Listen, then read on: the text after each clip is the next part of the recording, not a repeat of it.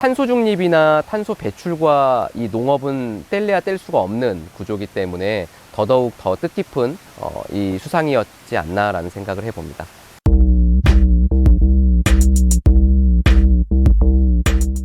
네, 안녕하십니까. 저는 전남 장성 충령산 휴양림 쪽에 위치한 백년동 편백농원을 운영하고 있는 김진환이라고 합니다. 만나서 반갑습니다. 저희 농원은 할아버지, 그리고 아버지, 어머니, 그리고 동생과 저 이렇게 3대가 함께 운영을 하고 있고요. 어느덧 횟수로는 90년도 초반에 귀농을 했다 보니까 30년 가까이 운영하고 있는 그런 농원입니다. 저 같은 경우는 이제 그 중에서도 대학 마치고 군대 생활 마치고 약 한 10여 년 이상 현재 이곳에서 활동을 하고 있다라고 생각하시면 될 것 같습니다.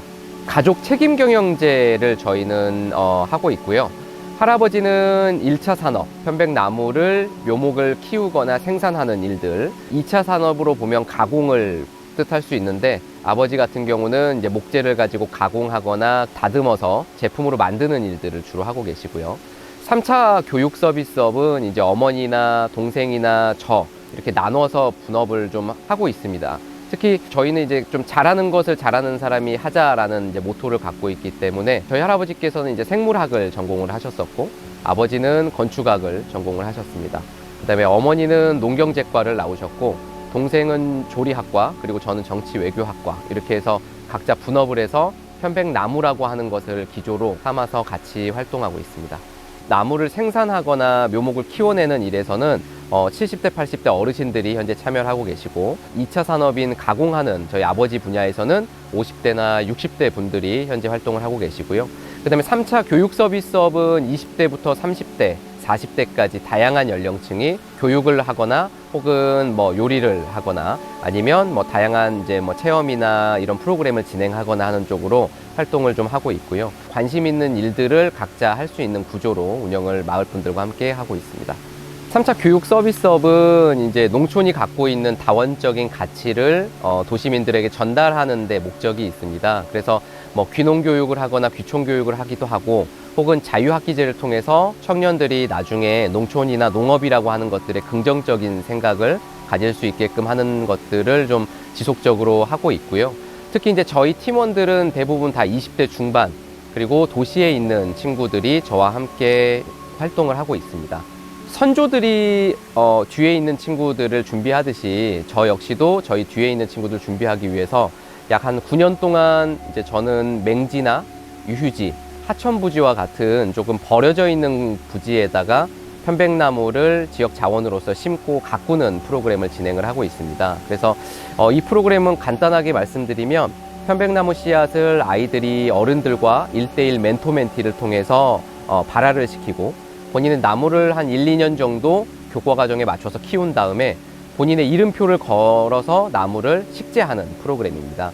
현재는 약 한 1000주 정도 9년 동안에 심어졌고요. 이것이 요즘은 사람들한테 꼭 필요한 탄소 중립이나 탄소 배출에 도움이 되는 그러한 프로그램으로도 각광을 받고 있습니다. 못난이 농산물은 키우는 과정에서 모양이 좀 완벽하지 않고, 그 다음에 공판장이나 이런 농협이나 이런 지역으로 들어갈 수 없는 형태의 모양들이 조금씩 생겨나게 됩니다.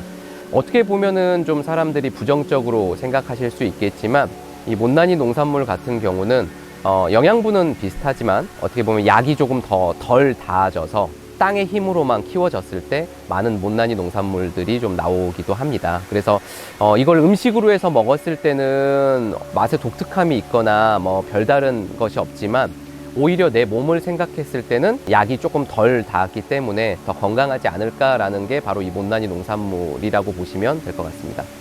그리고 대부분 그 귀농하신 분들은 소농이 많습니다. 저희가 귀농 귀촌 교육을 거의 뭐 10여 년 가까이 좀 지속하다 보니까 도시에 있는 분들이 농촌으로 내려올 때는 대부분 적은 평수의 텃밭 정도만 구매를 해서 내려오십니다. 그러면 그런 분들은 공판장으로 대량으로 가지고 가서 팔 수 없는 구조이기 때문에 누군가는 판로 개척을 진행을 해줘야 되거든요. 그래서 사실은 이 소농들을 위한 방식들 역시도 이 못난이 농산물을 가지고 요리를 해서 소비를 하거나 아니면 뭐 한 곳에서 뭐 마을 단위에서 뭔가 소비를 해주는 그런 것들이 저는 필요하다라고 생각을 합니다. 매년 다양한 것들의 보람을 느끼고 있지만 그 중에서도 이제 꼭 하나만 꼽으라고 한다면 2021년도에 수상했던 국가균형발전 우수 사례 주민 참여 분야가 저는 가장 보람된다고 생각을 합니다. 주민 참여 분야라고 하는 것은 사실은 많은 사람들의 동료와 그다음에 지역 주민들이 함께 참여를 해서 굉장히 오랜 시간 동안 어떠한 성과를 내야 되는 부분이 있기 때문에 특히 이제 탄소 중립이나 탄소 배출과 이 농업은 뗄래야 뗄 수가 없는 구조이기 때문에 더더욱 더 뜻깊은 이 수상이었지 않나라는 생각을 해봅니다. 농업이라고 하는 것은 많은 사람들한테 경관이나 환경, 그다음에 맑은 공기, 그리고 뭐 탄소 배출도 아마 그 안에 들어갈 거고요. 그러한 것들을 전체적으로 다 어우를 수 있는 직업군이라고 생각을 하고 있고요. 미래에는 먹거리도 중요하겠지만 소비자들이 와서 쉴 수 있는 그러한 공간들도 굉장히 중요할 거라고 생각을 합니다. 그래서 농업이라고 하면 그런 것들을 잘 보존하고 앞으로는 우리가 겪었던 코로나 팬데믹 현상처럼 그러한 것들이 계속 더 많은 것들이 생겨날 거라는 것을 예측할 수 있기 때문에 더 보존하고 보호해야 되는 게 바로 이 농업이지 않을까라는 생각을 해봅니다. 감사합니다.